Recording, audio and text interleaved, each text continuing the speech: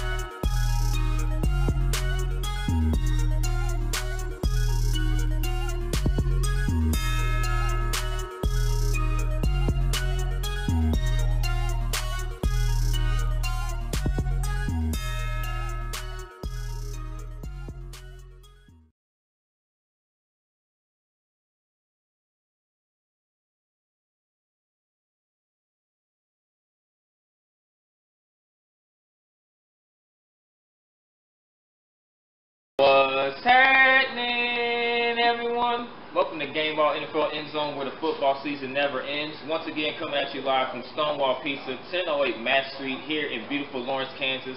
On this Wednesday, of course, come in, get half-price pizza specials, however you want them. Drink specials always on deck as well. And if you don't like pizza, they also have other things for you on the menu as well. With that being said, I am your host, Marcus Young Genius Jenkins. I'm Michael Riley. And I'm Luke Cartney. And we're going to get into the podcast with the recaps of the top 4 matchups of Week 15. We're going to jump into the first matchup, and that is the Los Angeles Chargers and the Kansas City Chiefs. The Kansas City Chiefs would be able to prevail at home in a crucial matchup by a score of 30-13. Phillip Rivers would go 20 of 36, 227 yards in the contest as well. He would throw a touchdown, with 3 crucial interceptions would be thrown in that game for the Chargers. Melvin Gordon, 19 rushes, 78 yards, and he would also score a touchdown for the Chargers as well. He would also have 6 catches for a total of 91 yards in that contest. The Rams' total offense, 307 yards with 20 first downs, but they would also have 4 turnovers in this contest. The defense would have 1 sack, 2 turnovers for losses as well, and 0 turnovers. On the side of the Kansas City Chiefs, Alex Smith, 23 of 30, a solid contest, 231 yards. He would throw 2 touchdown passes that were definitely needed in this contest as well. I don't think we could have saw the Kansas City Chiefs coming out in this one without him producing any passing touchdowns. Kareem, a.k.a. Cash Rules Everything Around Me. Kareem, get the money. Dollar bill, y'all. He would have 24 rushes for a total of 155 yards, and he would also score a touchdown for the Chiefs. Tyreek Hill, 5 catches, 88 yards, 1 touchdown. Total offense for the Kansas City Chiefs, 397 yards with 20 first downs as well. Time of possession, 33 minutes and 21 seconds. No turnovers in this game offensively for the Kansas City Chiefs, so quite an impressive showing for them as well. On defense, they would have 2 sacks, 4 turnovers for losses in this contest, 3 interceptions, and 1 fumble recovery for the Chiefs. Luke, we're going to start with you with this one. How were the Chiefs able to be successful in this contest and pull out this win? Got back to doing what they was doing. They got to that 5-0 start. Made it with Kareem Hunt. Kind of burst onto the scene against the Patriots, and the league never really figured him out. Tell you the truth, I'm not sure the league still hasn't figured him out. I think he kind of got handcuffed by his own team the last month and a half.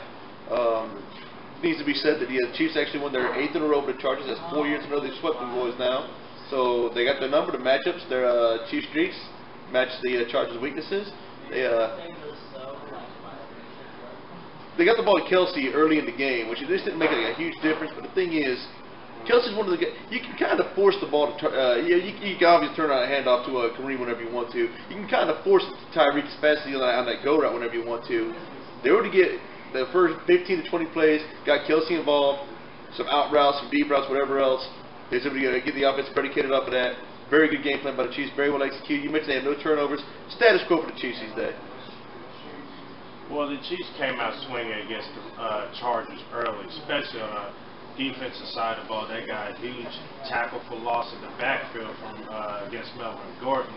After that, they got an early crucial turnover, and that's what gave the Chiefs confidence and momentum booster, and they took advantage of that by scoring the first touchdown. They got Kareem Hunt going the running game. Finally, they get back to the bread and butter, and also they was a little bit more aggressive in the offensive side, and that's what the Chiefs was scoring a lot of points because they had that aggression in the first 5 games of the season.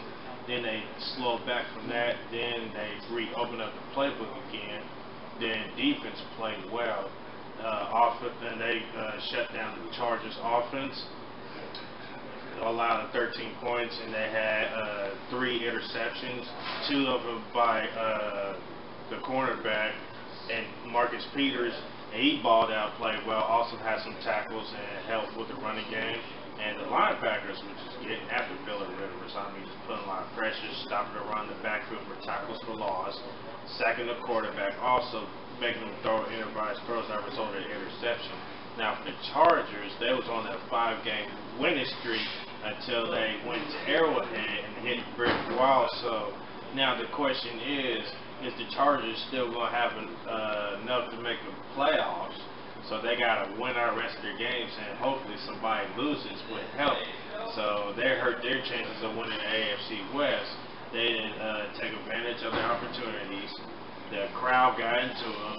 They had too many turnovers, and defense couldn't stop nobody like we're accustomed to seeing the last few weeks when the Chargers was on that winning streak. So they need to get back to fundamental football, and they have to win out the rest of their 2 games for a chance to get into the playoffs. So that's my take on the Chiefs and Chargers game.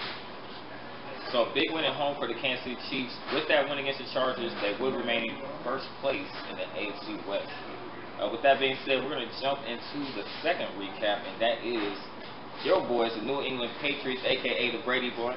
They would be on the road at Heinz Field in Pittsburgh to take on the Steelers. The Patriots, you really don't hear about this very often, but would it be fair to say that they kind of escaped in this one? In the fourth quarter, unfortunately, the Pittsburgh Steelers, Ben Roethlisberger hooks up with Jesse James. Unfortunately, that touchdown would be called back, and then just the heartbreaking interception, which was still the deal for the New England Patriots, and they would actually be able to get out there with the win on the road and improve their road record as well to 7-1. A very impressive feat for the New England Patriots, escaping a very rare feat, if you would say, but dropping 2 road games in a row, and 2 games at that on the road as well. Tom Brady was Tom Brady, 22 of 35. He would pass for 298 yards. He would also throw a touchdown. He would also throw a pick in the contest as well. Deion Lewis, 13 rushes, 67 yards. He would also score a touchdown for the Patriots as well. Gronk, 9 catches, 168 yards. Total offense for the New England Patriots, 360 yards on the day with 21 first downs. So they're definitely moving chains in that contest. Time of possession, 24 minutes and 53 seconds. Or excuse me, 24 minutes, 53 seconds. There's only 1 turnover, so not too bad. I mean, that's definitely something that we're accustomed to seeing. They usually minimize their mistakes. Right. Of the Patriots. On the defensive side of the football, 2 sacks, 2 turnovers for losses. They would also cause 1 interception as well on their side. Now, getting into the Pittsburgh Steelers, Big Ben, 22 of 30. He would throw for 281 yards. He would also have 2 touchdowns and 1 pick in this contest as well. Le'Veon Bell, 24 rushes, 117 yards, and he would also score a big touchdown for the Pittsburgh Steelers as well. Juju Smith-Schuster, 6 catches, 114 yards. Total offense for the Pittsburgh Steelers, 413 yards, with 21 first downs for them as well. Time of possession, 35 minutes and 7 seconds on the offensive side of the football with 21 first downs. So they were also moving the chains in this contest as well. The defense for the Pittsburgh Steelers, 2 sacks, 3 turnovers for losses, and they would also have an interception. Mike, I want to start with you on this one. How would the Patriots able to do it? Well, I would be honest. Both teams did not deserve to win this game. And for the reason why I say this is because Pittsburgh Steelers had a tackle for loss on the first play, which was a running play. Then with 2 minutes left of the game, when New England had the ball, Burns had a key interception that dropped it, and that that could have sealed the game right there because New England Patriots did not have no timeouts. So that could have sealed the game right there. He dropped the interception. Next play, hit Gronkowski for 26 yards in the middle. That's what I was alluding to last week when I was talking about the Gronk can be exposed to Pittsburgh defense, especially in the middle part. If you play man coverage, that's what Pittsburgh Steelers was doing most of the time, but you leave that valuable open in the middle. Then you hit another 26-yard pass to Gronk. Then on top of that, a 17-yard pass. Then you give up a running play to Dion Lewis for a touchdown. Then also on that play, when New England Patriots scored a 2-point conversion, where Gronk makes it look easier, but you still had 60 seconds left, and plus Pittsburgh still has one timeout left. Then on the ball on the 20, Smithster run a crossing route, which could have been a 15-yard play. Instead, ended up being a 60-some-yard play, was missing tackles left and right. Then all of a sudden, they're at the New England's red zone. So that's the reason for New England to lose. Then on the next play on the catch, which was ruled incomplete, I agree with that call because you have to maintain possession throughout the process to control the ball. First, it looked like it was a touchdown, but when they was reviewing it, it was a good call because the ball did bobble. You have to maintain possession, just like Calvin Johnson back in 2010 season opening Detroit Lions against Chicago Bears when he thought they had a touchdown. He didn't have full completion of that. Playoffs with the Dallas Cowboys versus Green Bay Packers. Dez Bryant wanted to be greedy. Instead of catching the ball, they could have scored, but it was an incomplete pass. It's kind of the same similarity here, to where you try to do too much. You had the opportunity to secure it and be down at the 2-yard line, and you could have ran with Le'Veon Bell for the touchdown. Game over, and you kick the extra point. Then the next play, they throw a 5-yard route to Hayward Bay, and he was tackled inbounds by Malcolm Butler, which they only had no timeouts. It was like one timeout or no timeout they had left. That kept the clock running. Then instead of spiking the ball, why would you fake spike it and throw an interception and lose you the game?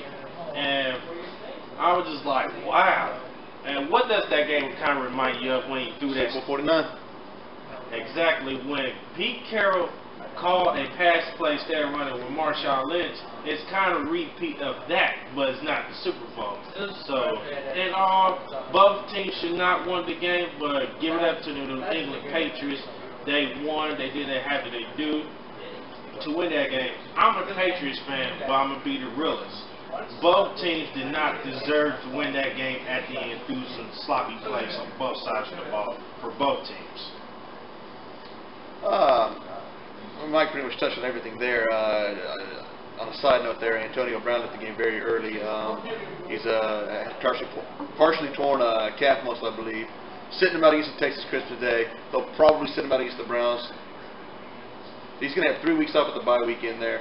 He's rumored to be healthy for the playoffs, though. You have to assume, in the event that there is a rematch, you have to assume Antonio Brown's going to be there the whole time. But Mike touched on all the opportunities there.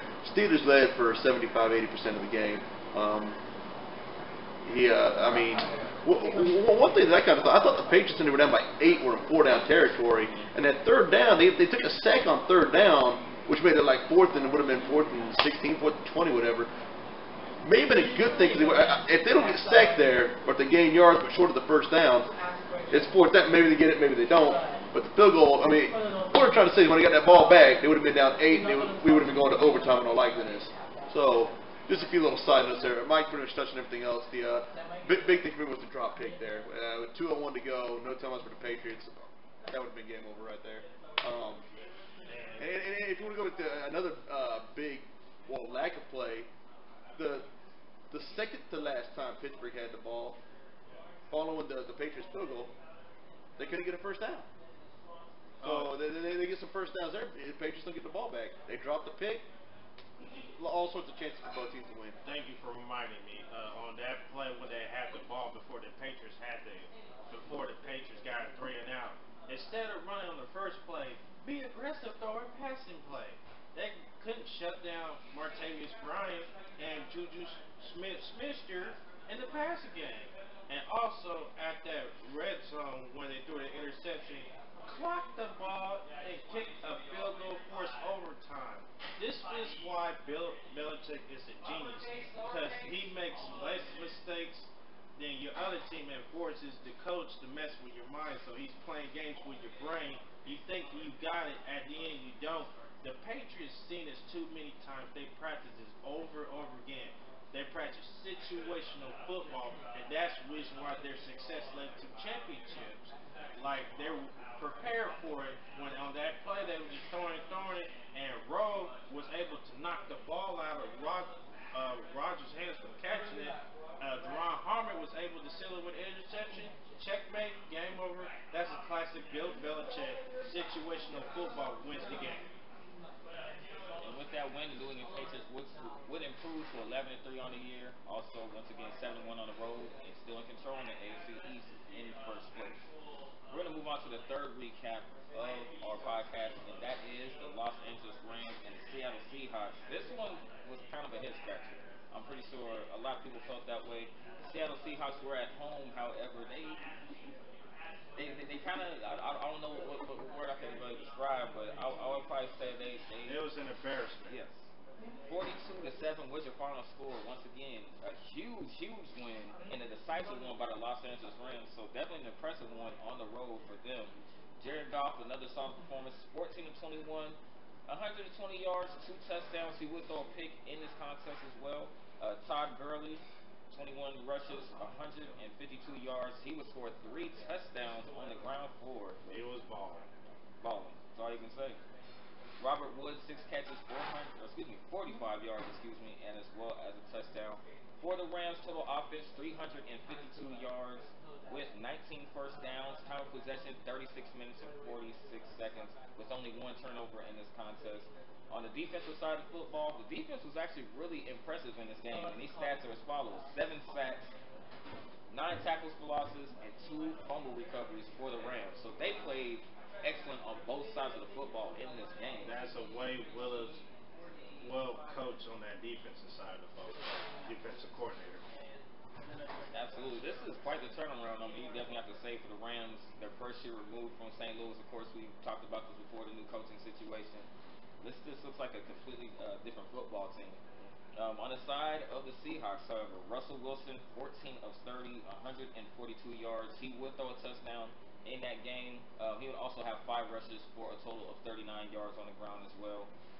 J.D. McKissick, 3 catches, 38 yards, Total offense for the Seattle Seahawks, this isn't really Seattle Seahawks really offense, especially coming from Pete Carroll. Only 149 yards of total offense with 11 first downs. Not very much chain movement as well in this contest. Time of possession, 23 minutes, 14 seconds with 2 turnovers. On the defensive side of football, they would have 2 sacks as well as 5 tackles for losses, and they would have an interception as well. Luke, what happened to the Seahawks in this game? They just you saw a lot of backups at the defensive side of the ball and finally caught up with them. Not sure what happened between the Philadelphia game and this past one against the Rams. It's just it looks to me like you can make a case that Jacksonville beat them twice. They had that epic meltdown at the end of the Jaguars game and they just weren't very well prepared. They weren't well prepared. They didn't play very well. You had B-Wags out there playing hurt. Yeah, apparently him and Earl Thomas are disputing whatever they're disputing about that right now. I don't want to say they got to blow the thing up, but I think on the defensive side of the ball, it's almost that time. Well, I'm going to start for the Rams side first. They executed all phases of the ball. Offense, defense, special teams, they played damn good. Offense was balling. Jared Goff didn't do too much, which he really didn't need to. Todd Gurley was basically the offense who scored 3 touchdowns, caught some passes as well. And the defense, led by defensive coordinator and Wade Phillips, he was balling. All of them was balling. They was getting pressure at the quarterback, getting sacks, getting fumbles, all of that. So good job to the Rams' part of winning on the road, especially at the 12-man stadium. You never hear Seattle getting blown out at home, ever. Worst home loss since week 197. They got held in check in this game. That's just something At that you home. And for the Seattle Seahawks side, it's dysfunctional right now. Offense is not playing well, and then offensive line is terrible. Defense is dealing with injuries. Special teams can't do nothing. It seems to me like Pete Carroll has lost some of his respect for the team since that Super Bowl loss to the Patriots, where he went for the pass instead of running for the Marshawn Lynch, and they haven't recovered since then. And you can tell it's starting to show with Bobby Wagner calling out Earl Thomas on the Twitter, and Earl Thomas is going back at Bobby Wagner on Twitter, back and forth. So they have to get it together, or else it could get ugly. I think in your locker room is a little bit of turmoil, especially this time of year when you try to push for the playoffs. Not looking so good for the Seattle Seahawks. Once again, they would lose decisively at home by a score of 42-7 at the hands of the Los Angeles Rams. We're going to move to the final recap of the podcast, and that is them Dallas Cowboys, Mike's favorite team in his heart, taking on the Oakland Raiders. The Dallas Cowboys would win this football game by a score of 20-17. Dak Prescott, 18 of 27, 212 yards. He would throw 2 picks in this contest. Des Bryant, 2 catches, 59 yards.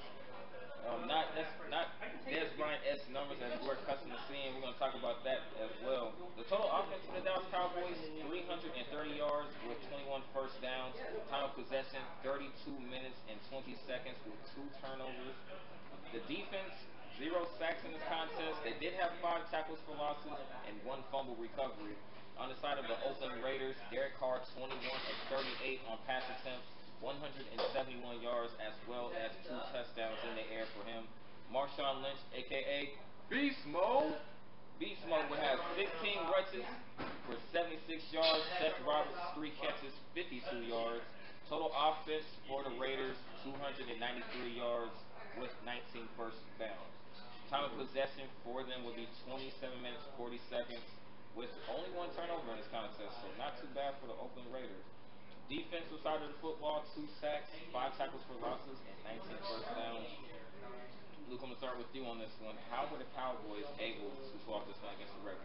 You mentioned the Raiders had that 1 turnover, but oh, was it costly.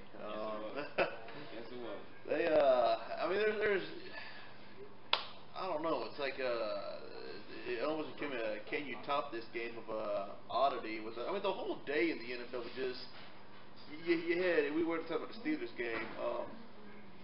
What we didn't really talk about very much was, Aaron Rodgers returned to the lineup in the game against the Panthers. I'm not going to spend too much time on that game, but I don't know if you guys saw that 1 touchdown that the kid, Brady had 2, but they had the 1 called incomplete. He had but they reviewed it, called it a touchdown because his left cheek hit inbounds before his right cheek hit out of bounds. And we already touched on the Steelers game. Was it a touchdown? Yes, no, maybe, I don't know. And then the whole Sunday night game you had, was Carr down before he fumbled? Was he out of bounds before he fumbled? Were the Cowboys previous to that short of the first down with the index card? The index card was holding in favor. We got the cups right here. Instead of holding it up kind of like so, they had the chain marker kind of tilted like so. So you got Garrett trying to point to the woman saying, hey, stand the yard marker up, 90 degree. You got Del Rio saying, the heck you using a folded over index card for? Just a bizarre day of football. I mean, very apropos ending to a Twilight Zone day. Hold on, I'm going to do a little something.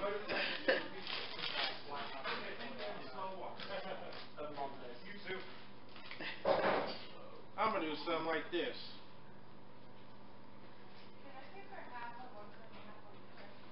First down. You mean to tell me a folded piece of paper dictates the first down of an NFL game? I didn't see it at all. Hey, give the Cowboys credit. They cashed in and got the go-ahead touchdown. I mean, it was just crazy. The Cowboys had an effective running game, and with 2 turnovers on the side of the ball, they get Ezekiel back help from suspension going forward against their opponent coming up this week. And the defense, they got to play a little bit better. They have to give more pressure on the quarterback, and they have to force more turnovers. But I will say that when Derek Carr tried to run for the goal line for the touchdown, trying to dive for it, he was able to make a game-saving touchdown, which resulted to a fumble over the goal line, which resulted in a touchback, a turnover, and the ball's to the Dallas Cowboys' hands. So kudos to him. The defense bailed them out at the end of the game, but they better be careful going forward against the team that they're playing this weekend, because it could cost them out of the playoffs, and they really need some help if they win out, because they're far behind. So they have to rely on other teams to lose to get into the playoffs. And for Oakland Raiders, they had their chances and they blew it, especially on critical third downs. If Derek Carr would have actually ran out of bounds instead of trying to be greedy and dive with one hand, or he could have used two hands to dive for the ball, just hit the pylon, and that's a touchdown. Game over. The Raiders' playoff hopes are still alive. But he was greedy. I don't mind him taking guts, but you gotta realize instead of using one hand, if you get hit, the ball's coming out. And with two hands, if you get hit, I'm still going like this and scoring a touchdown. So that's game over. So that's pretty much what happened to the Raiders. Their defense played better, but they got to play even more better to win games. And the Cowboys has to get Dez Bryant early, because these 5 catches a game is not acceptable. He's a part of your offense as well. Don't leave him hanging. Give Dez Bryant the ball. Number 88. X. Give him the ball. I do want to ask you both this, in your opinion. Now we know that Dez Bryant was a member of the Cowboys way before Dak Prescott and Ezekiel Elliott got to the football team. You think ever since these two have come, and I'm not, pointing any fingers or anything like that, but do you think that they have more focused on Prescott and Ezekiel Elliott a little bit more, instead of trying to incorporate Dez Bryant a little bit more often into the offense? Well, his thing is in his head, don't turn the ball over. Don't throw ill-advised interceptions. Take what the defense gives you. Throw checkdowns. I mean, once in a while when Dez is open for deep passes, yeah, throw it to him. But his mind is like, I'm not going to turn over the ball. I'm going to lay this team down. We're going to score either a touchdown or a field goal. I'm not going to turn the ball over. So that's my perspective. And Dez has to get accustomed to get used to that and help him win games. I mean, it's just the difference between Prescott and Tony Romo for the most part. It wasn't. They went 14-2. I believe 13-3 actually. They lost that Week 17 throwaway game. But I mean, it's just a different style of quarterback. Dez has been in the league for a while now too. It's just a comedy. Like you said, you can't really point the finger because you run out of fingers to point with so many moving parts there. Right. Different quarterback. Dez been in the league for a while now. It's the game of football. It's cyclical. Unfortunately, a good effort, so to speak, for the Oakland Raiders. Unfortunately, that'll pretty much about do it for the regular season. Unfortunately, they will fall short once again to the Dallas Cowboys by a score of 20-17 in a close contest. With that being said, we're going to take a quick break, and when we get back, we'll discuss the top 4 matchups for you guys to look out for in Week 16 right here on Gameball NFL Endzone.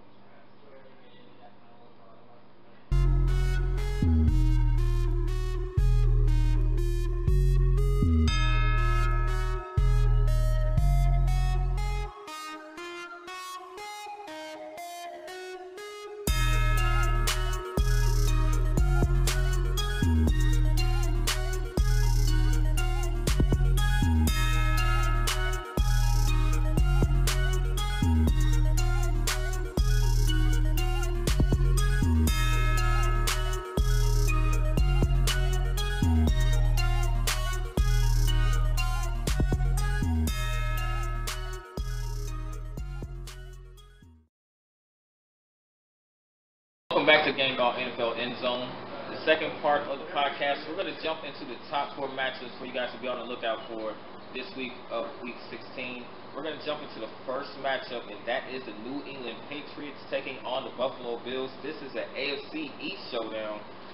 For those who may not know, the New England Patriots come into Week 16 with a record of 11-3. They are first in the AFC East, and they are off of that crucial win in Pittsburgh at Heinz Field by a score of 27-24.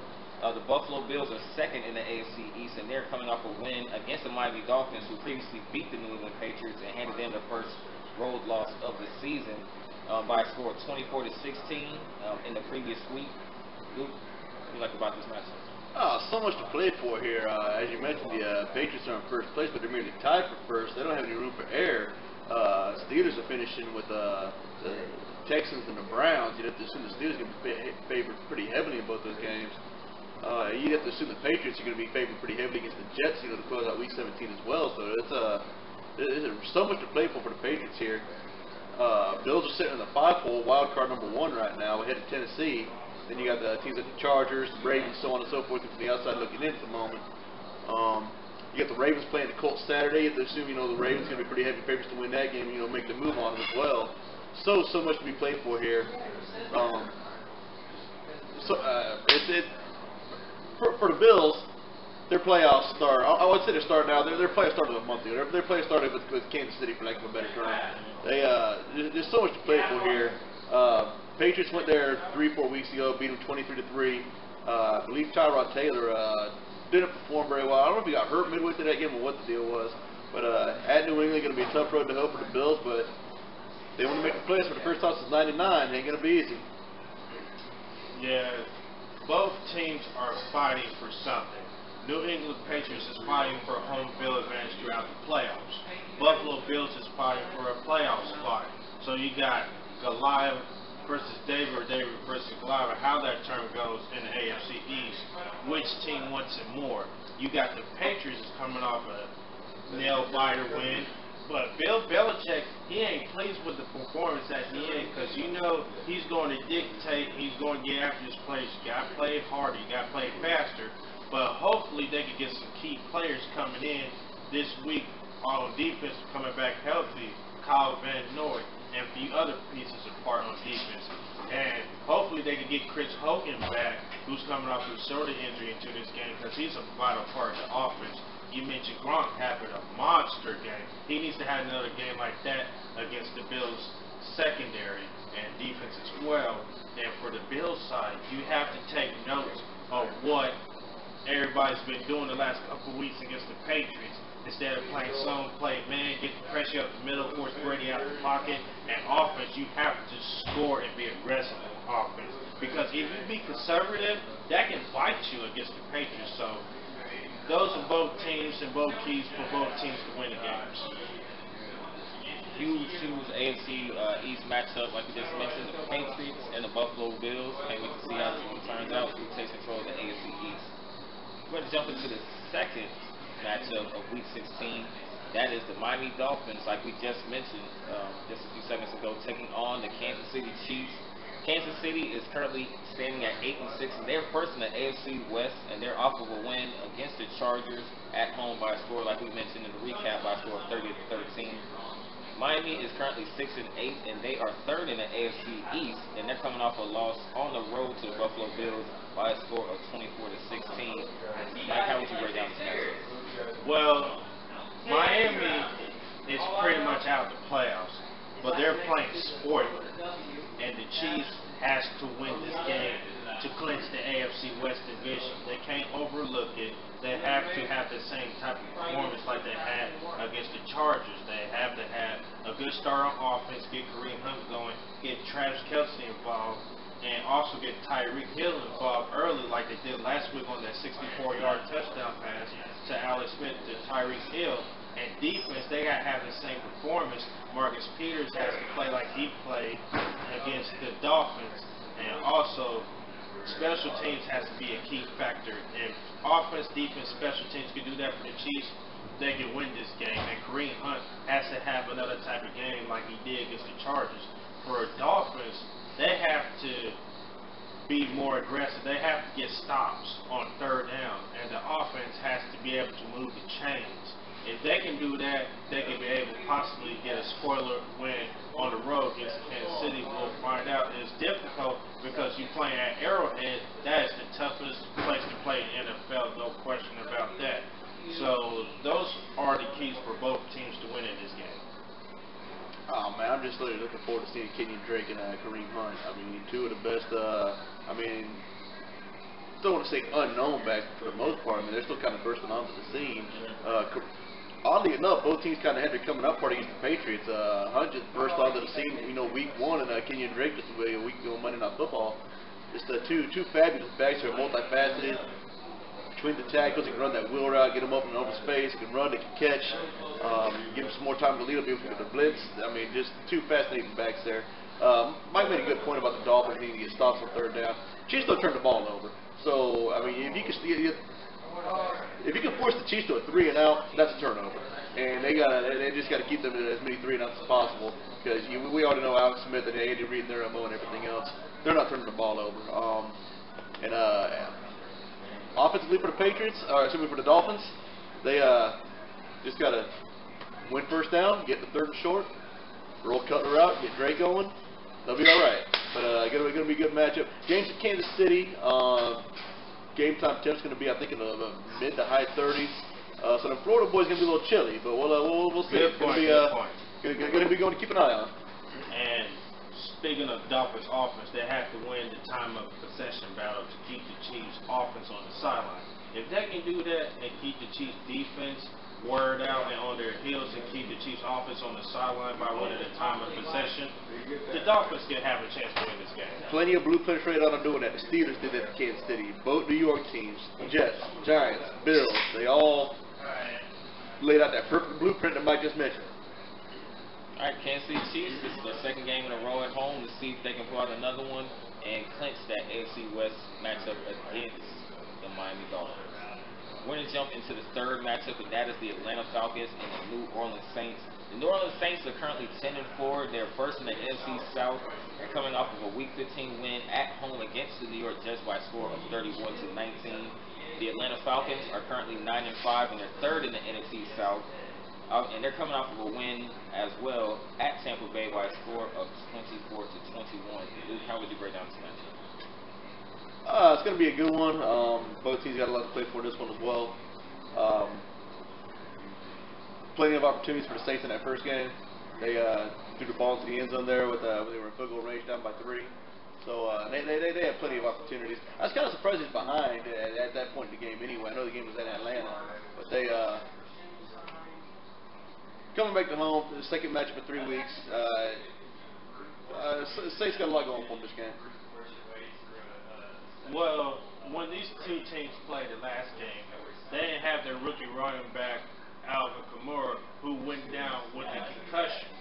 That was a big blow to the Saints offense because he's shown that he's a critical part of the offense, not in the run game as well as the pass game in space, where he's kind of like a Marshall Faulk type of running back who he reminds me of the greatest show on turf in the 99 season for the Rams, who can do it all. He can block well the pass. He can catch well the passing game, and as well he can run between the tackles, and he has speed because you got Mark Ingram who can bruise you, then you got another guy who's shifty who can finish off. So by having them in this game is a crucial part for the Saints to win this game. If he can avoid another cushion and can stay healthy, he can expose the Atlanta Falcons defense. So if they get him going early and get the running game going and get the Falcons defense to wear down, they'll be able to win this game.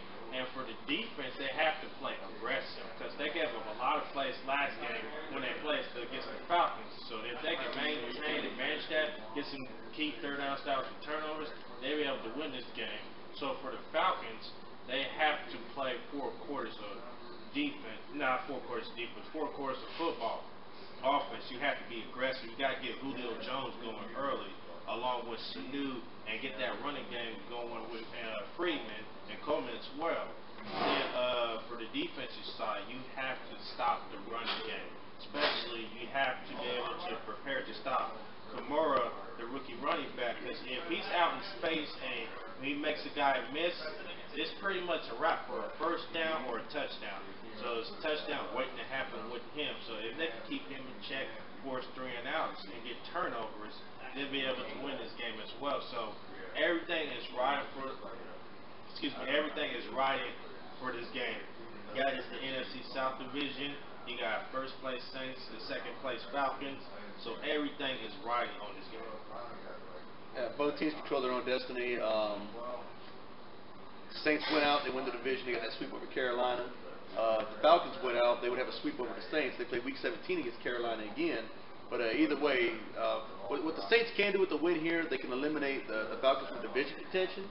But you look at all the teams behind Atlanta. Atlanta's in such a comfortable spot right now because they got that 1-game lead. They've already beat Dallas. They've already beat Seattle. They've already beat they beat Seattle, they beat Dallas. There's a third team in it, but they Detroit. Sorry, they beat Detroit already too. And I'm sorry I was getting off track there because even if the Packers would have pulled out an upset over the Panthers, they'd be a game back, and they already beat them too. That's how much house money they're playing with right now. So it should be a good one for real though. Absolutely. Big NFC South showdown. New Orleans Saints, Atlanta Falcons, Week 16. It's going down. That being said, we're going to jump into the fourth and final matchup of Week 16, and that is the Dallas Cowboys and the Seattle Seahawks. Obviously, the Seattle Seahawks definitely have a lot to prove going into this game. They definitely have the opportunity to maybe redeem themselves against the Dallas Cowboys. Both of these teams are sitting at an 8-6 record respectively, and are battling to lock up a spot in the NFC playoffs. The Dallas Cowboys are currently second in the NFC East, and they're coming off a win against the Oakland Raiders, like before mentioned, by a score of 20-17. The Seattle Seahawks standing second in the AFC West, and of course that big loss at home to the Los Angeles Rams by a score of 42-7. So once again, this could be an opportunity, Mike, for them to maybe redeem themselves and get a big win. Well, they have to get that locker room together. They gotta have like a players only meeting in that locker room. Instead of discussing what's going on Twitter, keep it in the locker room. Like man to man discuss what problems needs to be fixed. Everybody, they need to have some type of players meeting in the locker room. Like this needs to be done. This needs to be done. Let it all out. Tell how you feel. You know what I'm saying? That's what rallies team together. If they can do that, they can bounce back and get a win on the road because they really need this win to keep themselves in the playoff hunt. Because you got teams staring down their throat to knock them off of that last spot for the wild card. So offense has to play better. The offensive line has to block better and protect Russell Wilson better in the passing game. The defense has to get back to that old Legion of Boom defense we're accustomed to seeing. It may not be all the way back, but some of it.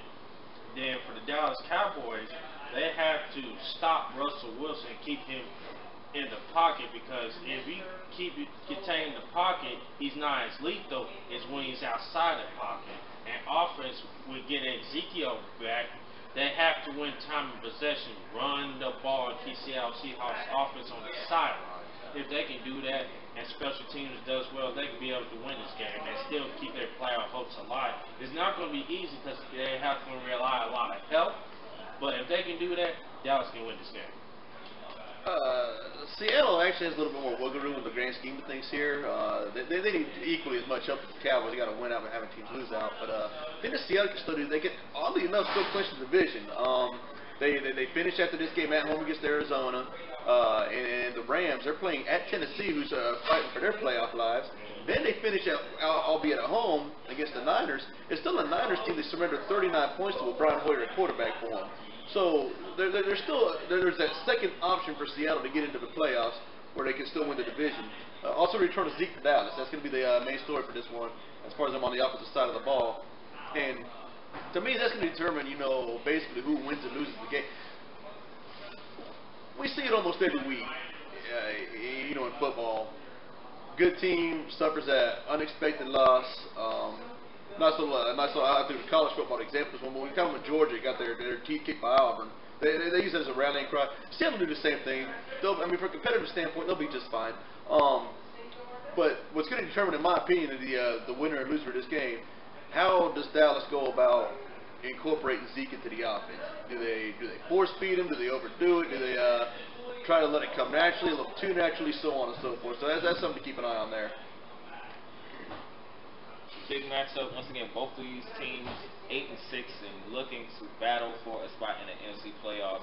Definitely a crucial game for both these teams. The Seattle Seahawks and the Dallas Cowboys. With that being said, it is time for us to make our predictions for you guys for the top 4 matchups in Week 16. We're going to start with the Patriots and the Buffalo Bills. Luke, who you got?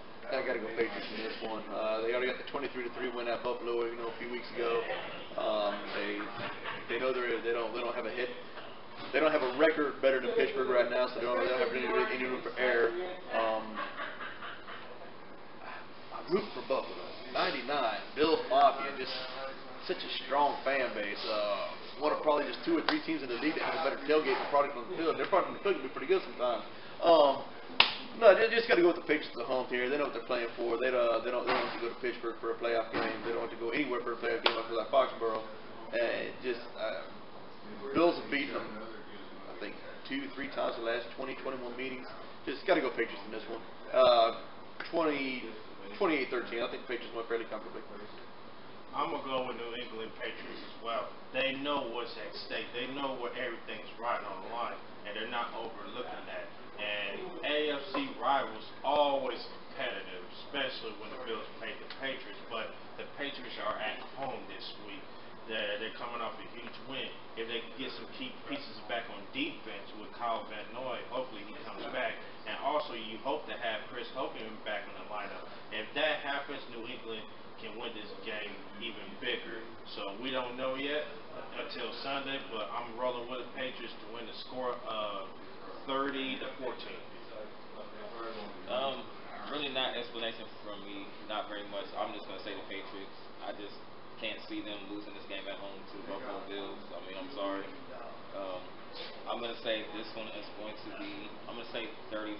I'm going to say 35-14, but I would definitely agree with the both of you. I got the Patriots as well. The second matchup, Chiefs, Dolphins. Mike, who you got? I got the Chiefs winning this game at home because they know they have to win. Everything is right for the Chiefs because if they lose, they can still possibly lose the division. But the way the Dolphins play, and like what he was alluding to earlier, them Florida boys do not like to play cold weather, especially 30-degree weather. No, they don't like to play cold weather, and the Chiefs just got the momentum going, and I believe they continue to get that going, offense, defense, and special teams, and the Dolphins will have no chance at Arrowhead. So I'm going with the Kansas City Chiefs, similar to last week, but I'm going to say 35-10. I don't really have a favorite team in this game, and but this Sunday I'm actually like rooting for Kansas City. It really has nothing to do with them, the matchup, the opponent, and everything else. I'm just so excited to see what they would do against Denver in Week 17 with the division wrapped up.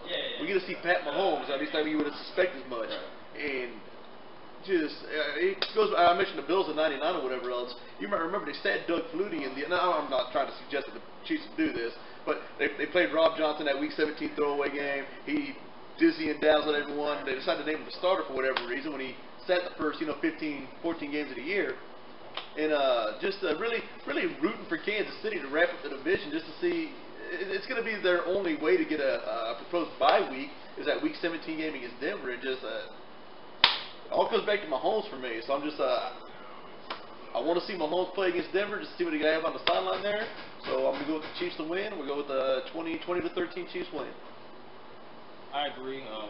I think the momentum is definitely the Chiefs' way. Hopefully, Alex Smith has kind of found his rhythm again. Of course, those 2 touchdown passes that he threw in Week 15. Hopefully, the offense together has finally found their way back to being more familiar with each other. I definitely expect the same thing from Alex Smith. I expect him to throw at least a touchdown in this contest without a question. I think he has to do that in order for this for them to win this game. I like this absolutely. I got the Chiefs winning by a score. I'll say 28-14, where I definitely have the Chiefs winning this football game as well. Atlanta Falcons, New Orleans Saints. Who you got? Saints had so many chances 2 weeks ago in Atlanta, and I think they know that. I think that the point blank, I don't think the better team won that game. And I don't know that I mean, Falcons are a proud bunch. They're not just gonna let anybody just kind of roll all over them, but they're a little too tough. I mean, there are very few teams in the NFL that could beat the New Orleans Saints twice in 1 year. It's no disrespect to Atlanta. I got the Saints in this one. I think there's gonna be a few more points this one. I think they're gonna win 31-20. Like the Saints 31-20. I like the Saints in this game as well. They get that bounce back win. They get Kamara coming back. And when you play at home in that dome against the Saints, it's a different, tired environment. Falcons coming off a short week, too. Exactly. So when that home in that dome and that loud crowd, I don't see the Falcons making out there alive with a win. So I'm going to go with the Saints in this one. I'm going to say the score of 35-24. New Orleans is their second game in a row at home, second game on the road for the Atlanta Falcons. So this is definitely probably not their ideal back-to-back road contest that they maybe wanted. Of course, they came off a big win at Tampa Bay. To me, this was kind of tough. I want to say New Orleans just because they're at home and they're off of a huge win, a convincing win against the New York Jets. I'm going to say this is going to be a close one. I'm going to say this one's going to be, I'm going to say 28-21. I got the Saints. Cowboys and Seahawks might be like this. Sorry, Dallas Cowboy fans, your season will be ruined. The Seattle Seahawks will win in Jerry Jones' world. The Seattle Seahawks will finally get it going. They will get all of the bad stuff that's been going on. All the defensive stuff will be toned out, and Russell Wilson will be able to make plays at the end to win this game. And I don't see the Cowboys is stopping them, especially on special teams. If Tyler Lockett gets out on the field by himself, you're done. So I'm gonna say the Seattle Seahawks wins on the road. The score of 30-20. Seattle Seahawks beats the Dallas Cowboys, and you heard it from me, Dallas Cowboy fans. Sorry, Cowboys fans. Rest in peace. Your season is over. I mean, it's just what the doctor ordered for Seattle. I think a home game for Seattle would have been one of the worst things. They need to get away, but they need to get away to a place. They don't want to go to a place like we talked about how crazy the Superdome is going to be. Saxonville's got that whole crowd they said a few weeks ago. They don't have to go to Arrowhead. They go to the Dallas Cowboys had next to no home field advantage. Very little atmosphere. Too much open air despite the capacity of the stadium there. And I think Dallas tries to run Zeke too much in this one. I really think that they're going to have they're having a little kumbaya moment in the locker room. Seattle is now. They're going to get away there. I think 30-20 is a little bit too high there. I don't think either team's getting 20 points. A couple of years ago, Seattle went down to Dallas when Matt Castle was still quarterback, and then Romo's injured absence, and they won 13-12. So I'm going to stick to a score similar to that, 14-13 Seattle. I agree. I'm gonna pick the Seahawks. Despite the Dallas Cowboys getting Ezekiel Elliott back into the mix, the Seattle Seahawks really got smacked around at home. So I mean, they're definitely going to come in with a lot to prove. They're going to come out with a lot of aggression. They're going to want to find the next opponent, and they're going to want to try to return the favor. And I think, unfortunately, it's going to be the Dallas Cowboys. I'm sorry, Cowboys Nation, but I'm going to have to go with the Seahawks as well. I definitely think they did probably have a heart-to-heart after that game. I definitely think they're going to air out a lot of laundry going into this weekend, and they're going to be focused, and they're going to be ready to go. And I really can't see the Seattle Seahawks letting something like that happen 2 times in a row. I got the Seahawks in this one. I'm going to say they're going to win by a score of 35-21. I like Seattle. And Russell Wilson will have a much more solid quarterback performance. Alright, and that will do it for this episode of Gameball NFL Endzone. Don't forget, next week we will have a recap of what we just discussed in Week 16, as well as those top 4 matchups going into Week 17. Social media. Twitter, you can follow us at GCK_GNFLE. That's our official Twitter page, GCK_GNFLE. Same thing with Instagram, GCK_GNFLE. You can follow me on Twitter at capital Gameball, that's GAMBALL_, capital MYKE, that's Gameball_Mike. Email gck.gnfle@gmail.com. Facebook, Gameball College Kickoff / Gameball NFL Endzone. YouTube, like and subscribe to the channel, gck.gnfletv. I'm going to pass it to you. Social media, at JoeBellENT, all one word, same thing with Instagram as well. Also, you can follow me on Facebook. Hit me up, Marcus, JoeBellENT. Follow me on Facebook at Luke Hartnett. That's my Instagram name, Luke Hartnett as well. I'm on Twitter at Luke Hartnett2. Alright. And if I may say something really quickly, gentlemen, I just want to give a huge shout out. I know this is a different sport, but I got to give a huge shout out of someone who made history by having 2 retired jerseys and hanging in the Raptors. I got to give a shout out to someone who's actually a huge unofficial mentor of mine. So I just want to give a huge salute to Mr. Kobe Bryant for retiring not only number 8, but number 24 as well. Congratulations on an awesome career. Mamba out. Exactly. Exactly. With that being said, this has been another episode of Gameball NFL